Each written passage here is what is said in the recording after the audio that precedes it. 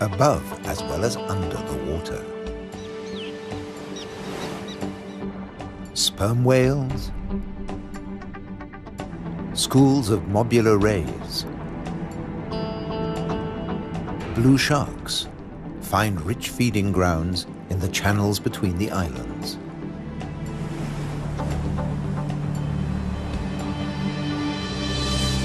Nutrient-rich reefs draw in life.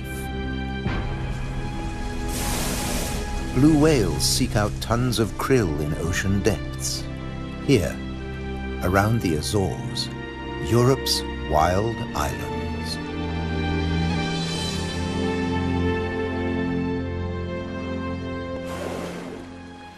A family of false killer whales cruise the ocean on the lookout for prey. A blue shark patrols alone. Shoalfish confuse single predators. But when they meet false killer whales, the water boils. An individual false killer whale dives down with its prey.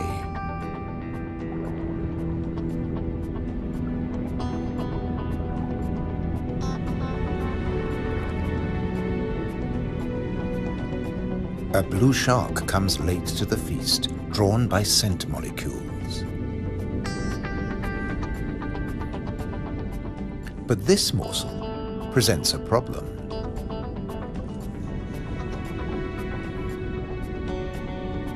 With jaws not made for chewing, it'll never swallow this tail fin.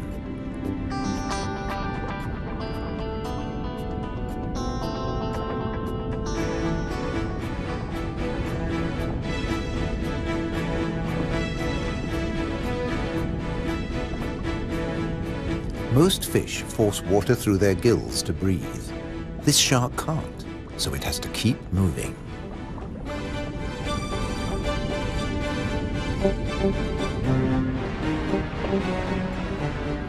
Near the surface, another blue shark is demolishing a tuna. This job its teeth can do: shake and take.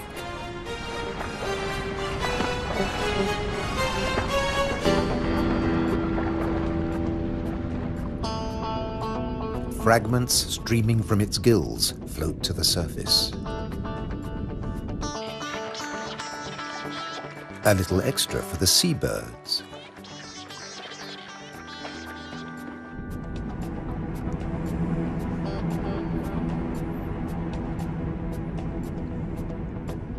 Not all the remains go up.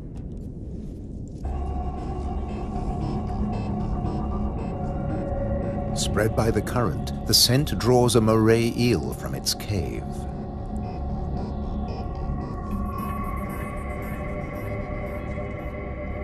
Sea bream, triggerfish, and painted combers are on its tail.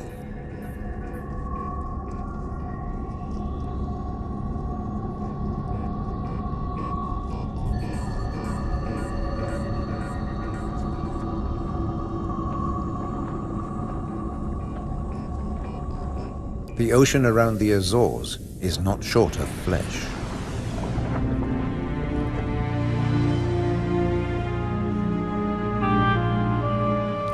And yet above the water, the islands themselves have no large wild animals. When Portuguese sailors landed on the Azores in 1427, these first humans found no vertebrates at all, except birds and two small species of bat. The birds evolved over time. This variant of the grey wagtail lives only on the Azores.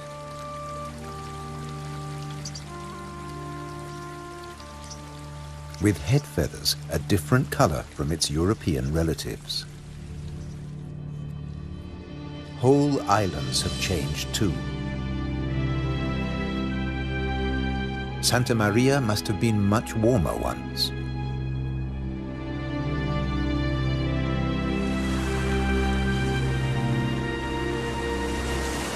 Many of these ocean fossils belong to extinct species that once lived in warmer waters.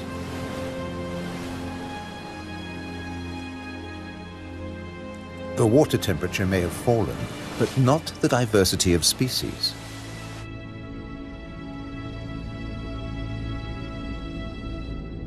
After nearly 6 centuries of human habitation, the seas around these volcanic islands are still largely unexplored.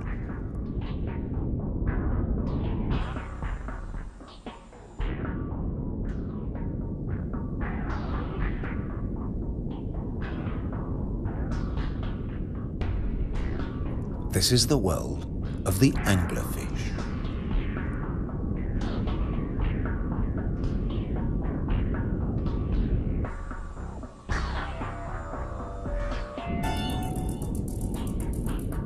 A 1,000 meters down, this pink frogmouth ignores the pressure of 100 kilos per square centimeter. Other deep dwellers are less easy to name.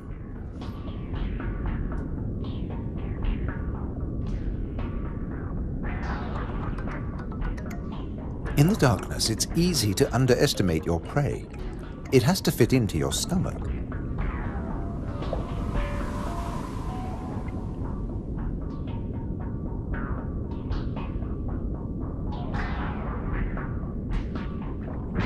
The six-gill is one of the largest deep-sea sharks, but at night it swims to the shallows to feed. The spider crab lives in darkness. It has never seen this kind of light. Nor has its coral community.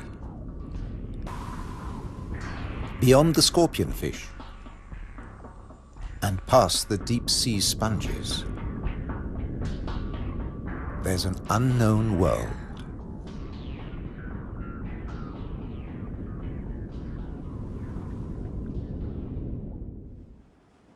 Imagine the Atlantic between Europe and America 8 million years ago. Pressure along the mid-Atlantic ridge forces the continental plates apart. Volcanoes pierce the surface on both the Eurasian and the American side. The Azores.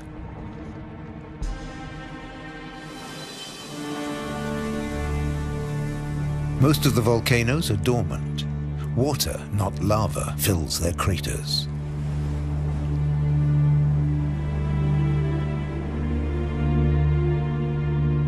Sometimes only crater edges rear from the sea, worn down by the elements. Spawned by the sea, thereto they will return. For now, it's craters that dominate the landscape. Gases still escape from fumaroles on some of the 1,700 volcanoes. Heat brings water almost to boiling point.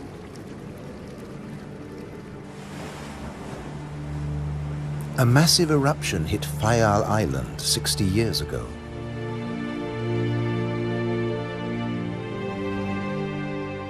Humans couldn't live in this lunar landscape. Hundreds followed the sun to America. On the volcano's slopes, life had to begin again. Birds were pioneers on naked rock.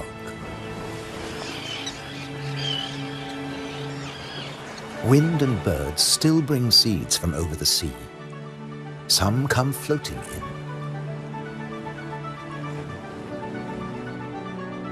Humans brought the Hottentot fig, and plants create the first soil on bare rock.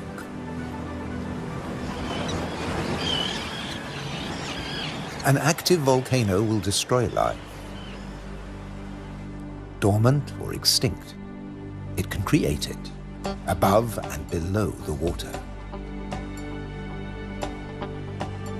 The underwater cliffs of Formigas are the summit of a volcano. Overall, the waters of Europe's wild islands are home to more than 1,500 species. This is the spiny starfish.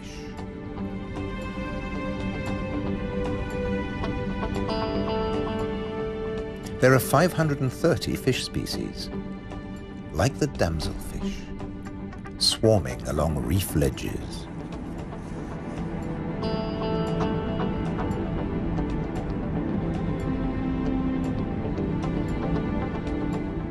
The grouper is a formidable loner.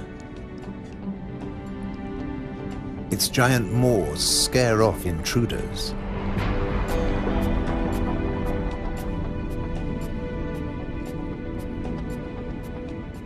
The barred hogfish is a lot prettier than its name.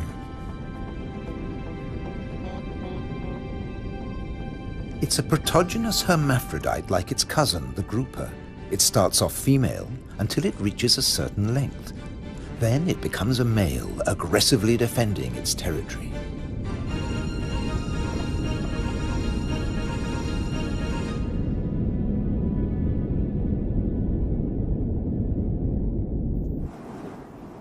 The archipelago's weather changes too, up to 4 seasons in a single day.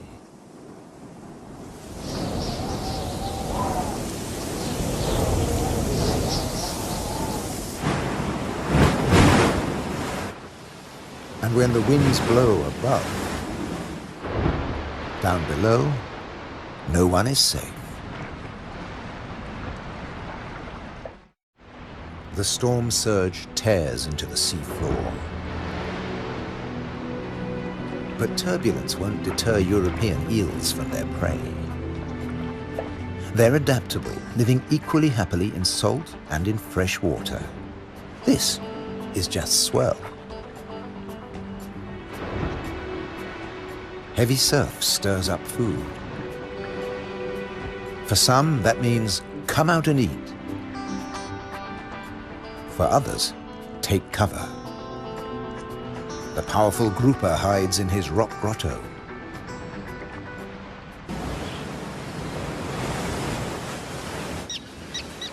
In churning waters, it's tough to spot your prey. But the common terns have no choice. The first chicks have hatched, and they're waiting to be fed.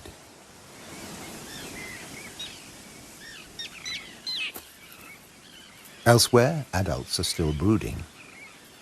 The nest, a few pieces of dried grass, hardly visible. The parents sit in turn for 3 weeks. Their beak, both dagger and tweezers, is perfect for catching small fish.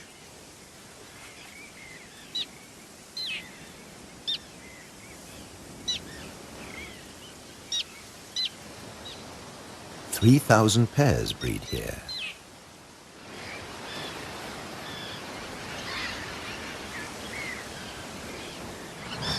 Typically, each couple lays 3 eggs.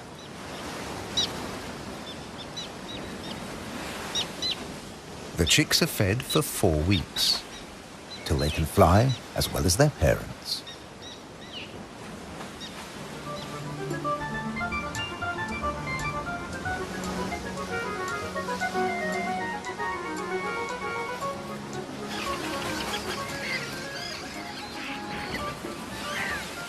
Then they're ready for takeoff on the long journey to South Africa.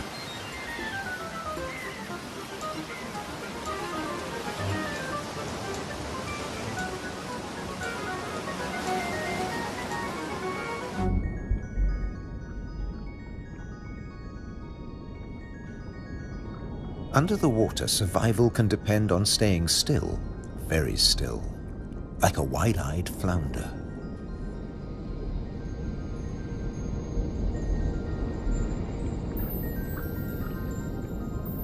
With his general-purpose military markings, the Guinean pufferfish doesn't mind being seen. The Atlantic lizardfish doesn't bother with disguises at all. It simply shimmies into the sand.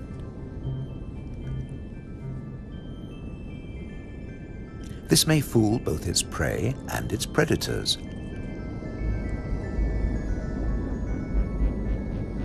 But it won't fool the pufferfish patrol.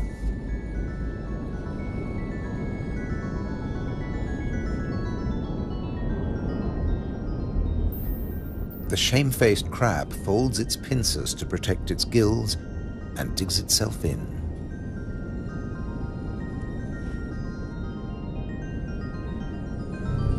Leaving no opening for the plump flatfish.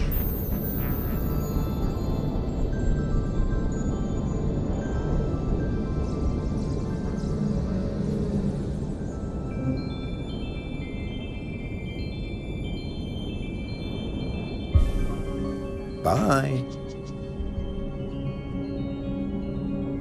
A starfish flees at top speed from a marauding snail.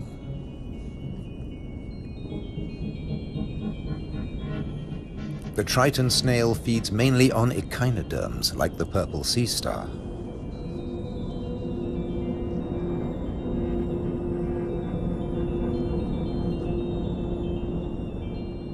It's no big deal for an octopus. No pickings for it here.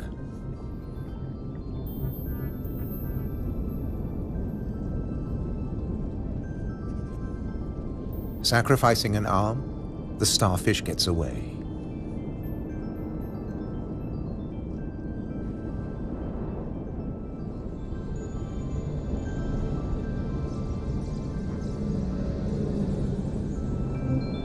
It's escaped with its life, and the limb will grow again.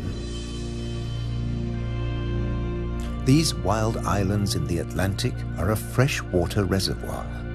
Vast amounts of seawater vaporize in the warm ocean air, and freed of salt, they unload onto the Atlantic islands.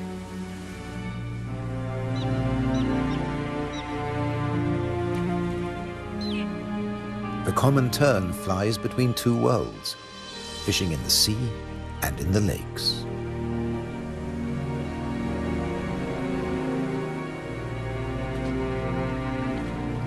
Humans brought the freshwater fish to these islands.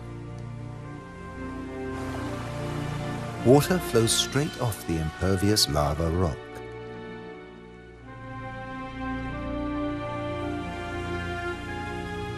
But peat moss sucks up huge quantities of water like a sponge,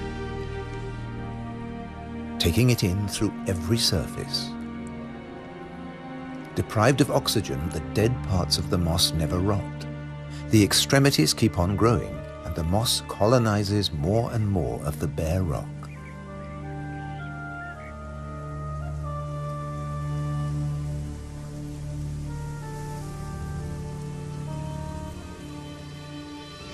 Just beneath, more than 270 caves pierce these wild islands, dark and cold. Perfect for isopods, crustaceans that have their breathing organs in their legs. Or for cyanobacteria, a life form that has existed for nearly 4 billion years. Cooling lava drops create amazing shapes. Shark's teeth.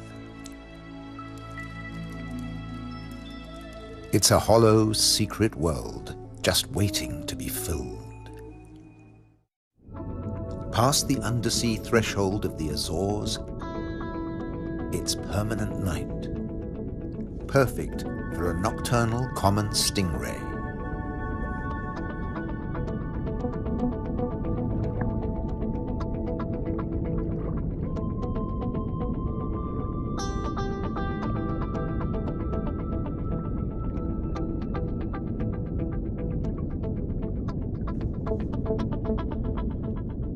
It's not alone here. Sliding over the cavern walls, unicorn shrimp. In the camera light, combers and scorpionfish snatch at their prey.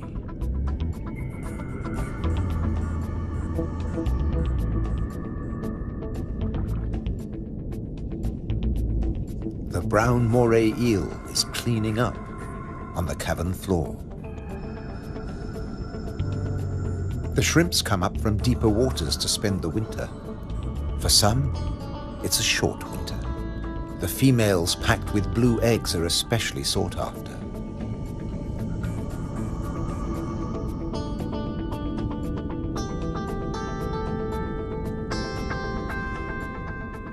The shrimps also live off crustaceans, their own species. What's left of the moray eel's dinner?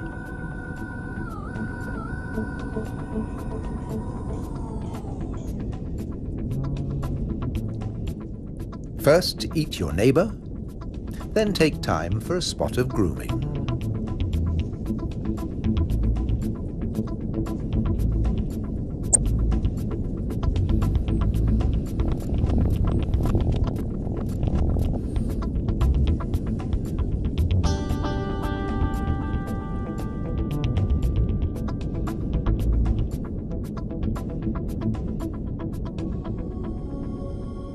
Nearby, on the rocks, an octopus with a human face reaches out.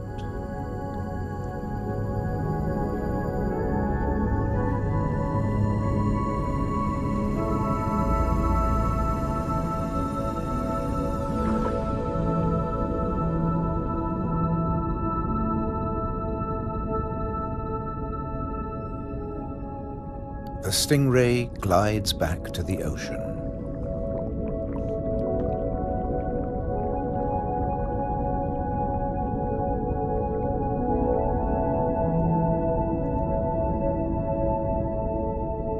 Passing the hundreds of bristleworms growing in front of the cavern.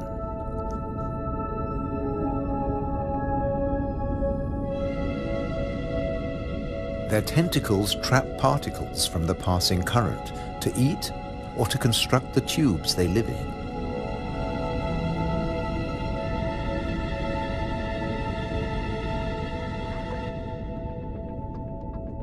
Deeper down is a mysterious place, a rare sight in the Azores, a garden of soft corals. They don't make chalk exoskeletons like their tropical cousins.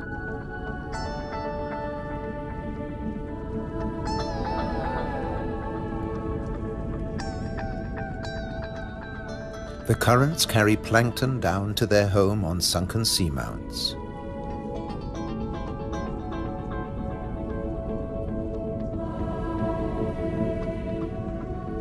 The venomous buried anemone is active only at night. During the day, it contracts. Once, scientists couldn't agree whether corals were plants or animals, so they called them anthozoa, flower animals.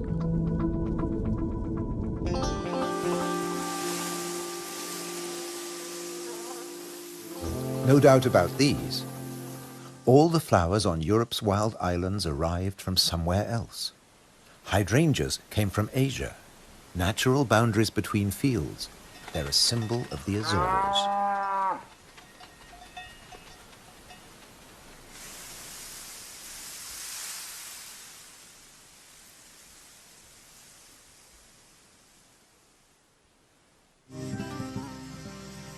Hundreds of stone walls create hundreds of microclimates for the vines the settlers brought in the 15th century.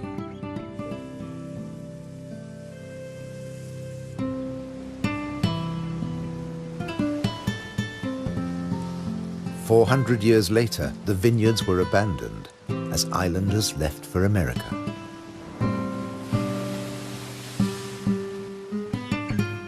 The stone walls became a playground for Madeira lizards. They were brought here by seafarers too. Azores wines are now fashionable again. Nearly 1,000 hectares, more than 2,000 acres of ancient vineyards on the island of Pico have been declared a World Heritage Site by UNESCO. The ruts of ox carts, once the island's only transport. They dragged firewood and building materials for houses and stone walls. And they carried the new wines down to the coast to ship to Europe. But at a cost. Beneath these waters is the strangest, most dangerous place on the Azores.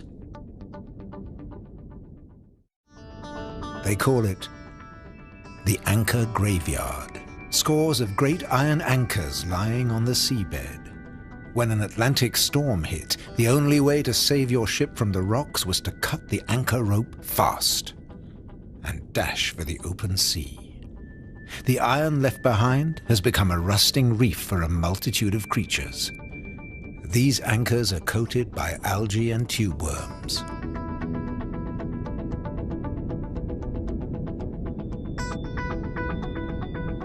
A shark's outline protects hiding fish. The grim-looking sea robin feels its way. The 3 front spines of its pectoral fins have their own receptor cells for finding food. The Mediterranean moray's mouth is mournful, but it's miming the call of the sea robin's swim bladders. A common octopus discreetly searches for food. It will fit in anywhere.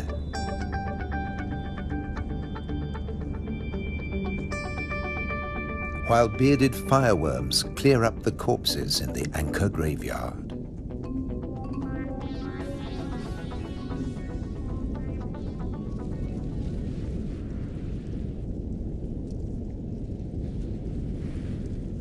They are the mobile relatives of the immobile tube worms.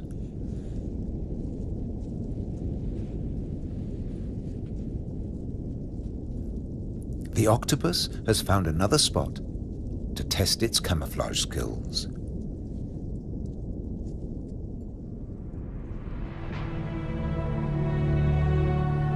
Above water too, human presence is everywhere, even in the craters.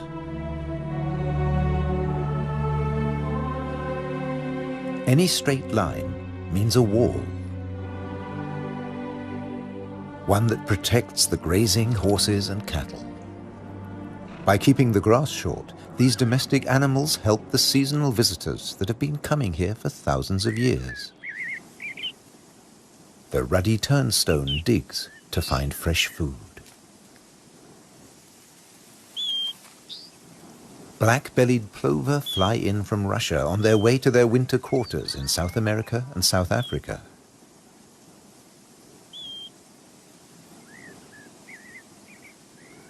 The ruddy turnstone drops in from the Arctic. The northern wheatear arrived from Canada via Greenland. The American pipit drifted in from North America. The blackbird? Well, it's here all year round. It's an endemic variety. The male is darker and glossier than its mainland cousin. Birds have to transport their own weight. A little body can be a big advantage on a long journey. But weight doesn't matter to other migrants. They're supported by water.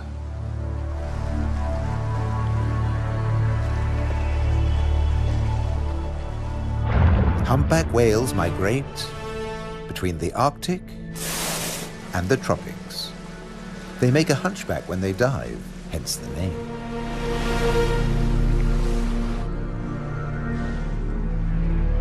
A pod of fin whales, the blue whale's closest relatives. The two species can interbreed. They swim back and forth between Arctic and subtropical waters.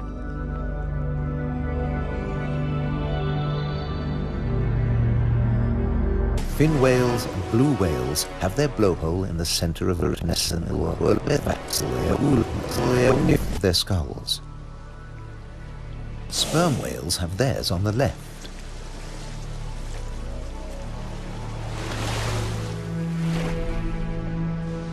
Baleen whales spend long periods sieving krill and plankton from the waters of the Azores.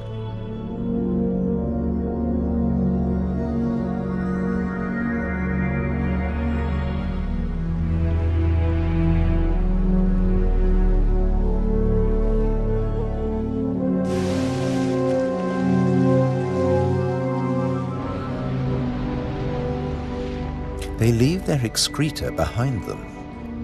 It feeds vegetable phytoplankton.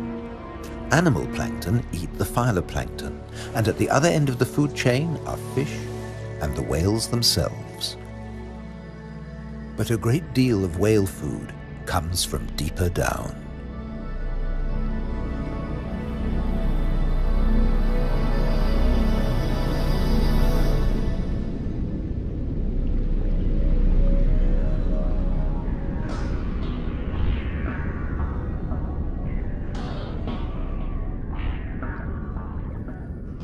Meanwhile, not all the creatures of the eternal darkness are permanently banished to the depths.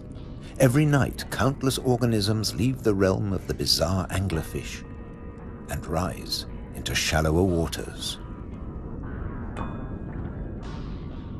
Colossal amounts of krill join them on the upward journey. A nightly vertical migration. Salps and bioluminescent comb jellies illuminate the greatest movement of biomass on Earth. All here to harvest the vegetable plankton, or get eaten themselves. This innocent-looking blob is anything but. A Portuguese man-o'-war is a colonial organism, a conglomeration of polyps serving different functions. One polyp is the sail. Innumerable other polyps repel invaders or catch booty with tentacles that stretch up to 30 meters. On the right, a salp has become ensnared. Venom from stinging cells kills the prey. The tentacles drag it to the mouth.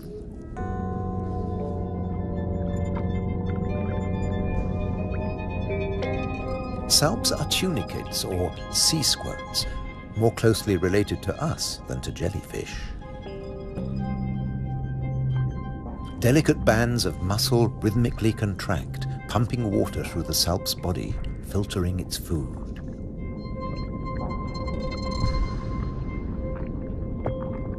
Salps build into chains and can direct themselves through the water.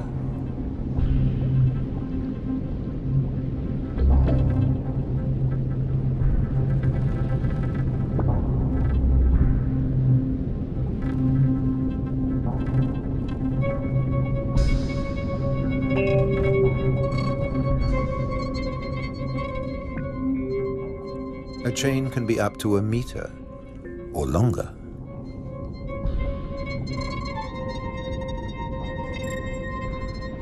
Unlike salps, many jellyfish have venomous tentacles. But they too have predators. They're one of the favorite foods of loggerhead sea turtles. On their 5-year journey from the Florida beach where they were born, they swallow innumerable jellyfish immune to the venom. But there's another hitch. Comb jellies have no sting cells, but in the water they look a lot like drifting plastic.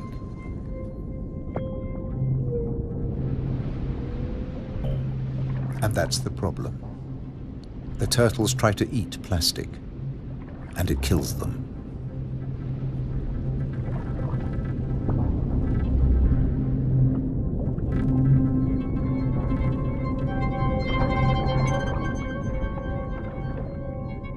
This is a great jellyfish hunter. At up to 3 meters in length, the ocean sunfish particularly relishes the Portuguese man-o'-war. But that too catches other jellyfish.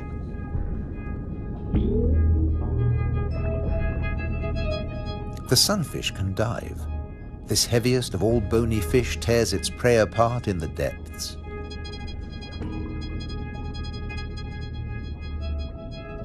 The man-o'-war must stay on the surface, but it's a most effective hunter.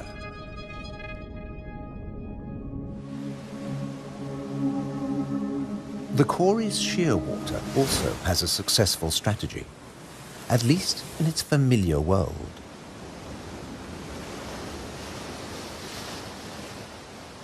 It deposits its eggs in niches high on the rocky cliffs.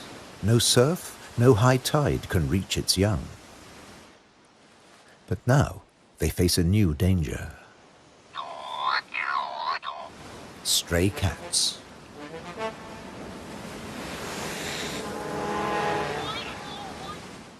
The female shearwater laid a single egg in May.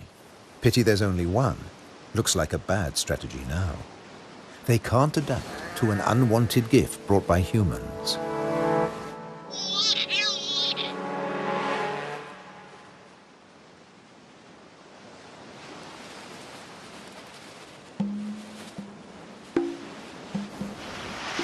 On the island of Corvo, more than 80% of predated chicks are the victims of cats.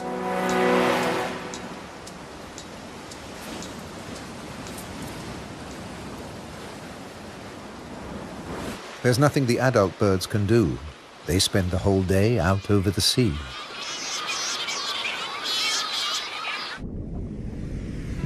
By contrast, periphyton, a mix of algae, bacteria, and microbes, stay where they grow, ruled by time and tide. Some quickly find a home on flotsam and jetsam. Attached and yet mobile, they drift across the ocean.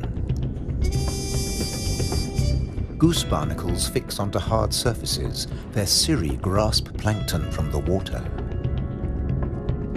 No matter what it's made of, marine debris attracts life forms.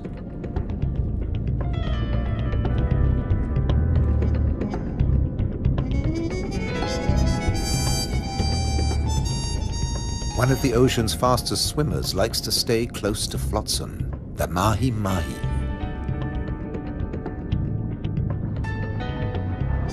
Because floats and buoys provide protection in the open sea. Some species may have survived ocean transfer as passengers on floating debris.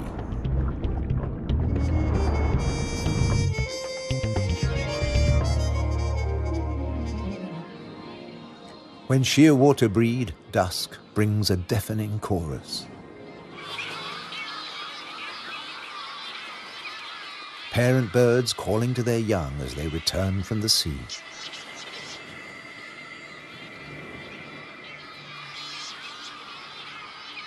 The birds recognize each other's cries.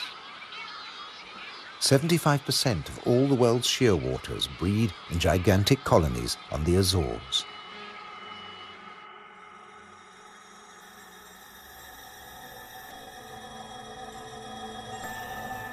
The name Madeira lizard says it all. This creature originated on a distant island. The Madeira wall lizard is very common on the Azores. It's one of the few reptiles found on these islands, and it's very fond of nectar. Invertebrates and vegetable matter complete its diet.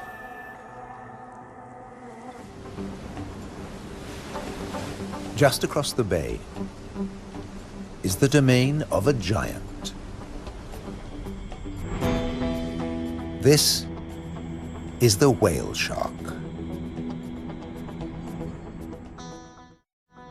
The world's biggest fish.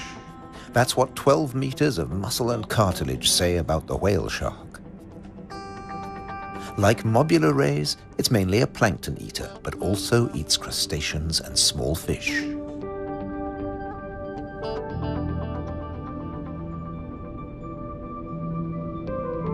The rays' rolled fins on their foreheads direct the plankton into their mouths.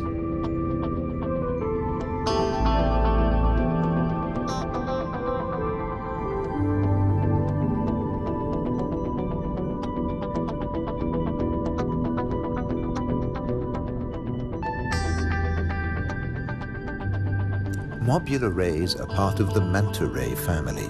They cruise in small groups, shadowed by fish using them as cover and picking up their leftovers. Flying in slow motion, the rays dance through the ocean, round the volcanoes.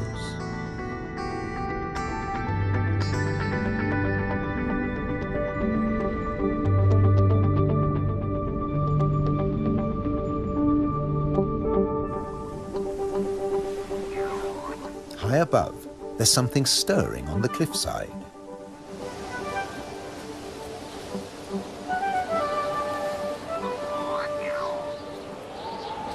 A Cory's shearwater leaves the nest niche for the first time. He doesn't know a thing about flying, but his parents have stopped feeding him. He has to learn to fly as fast as possible, or he'll never have a meal again.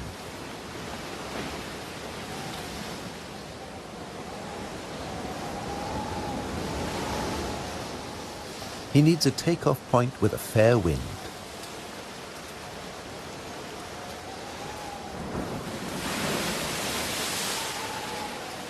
Even on the rocks, he looks unsteady.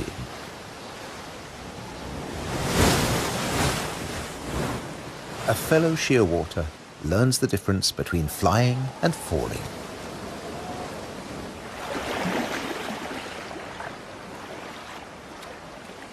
If you're already on the surface of the sea, there's nowhere further to fall.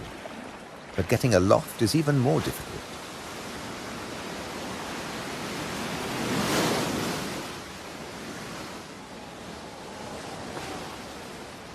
Wings over water. That's the right idea.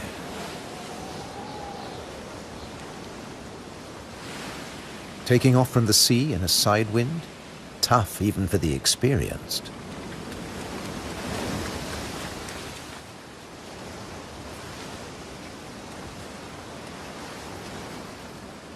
It's now or never.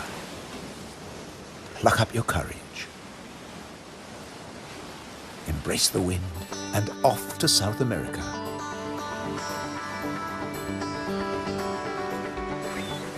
On the Azores, you're either coming or going. In December, with the sheer waters long gone, male sperm whales are returning from their feeding grounds in the Arctic waters. They meet males who were too young to make the journey and mothers with their young calves born while they were away.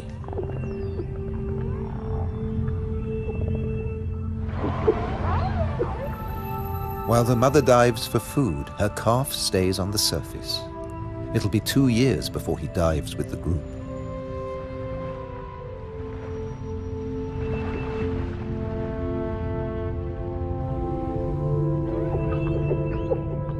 The whales will seek giant squid at a depth of 1,000 meters. At 18 meters and weighing in at 50 tons, sperm whales are the world's biggest toothed whales.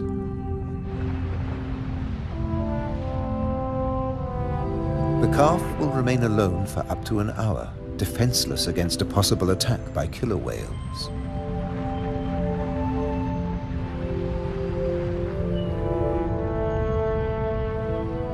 Finally, the group return from the deep.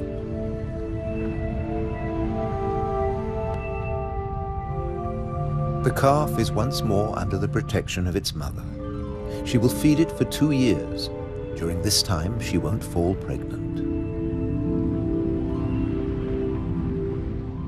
Now the whales can take their ease, preferably hanging vertically in the water.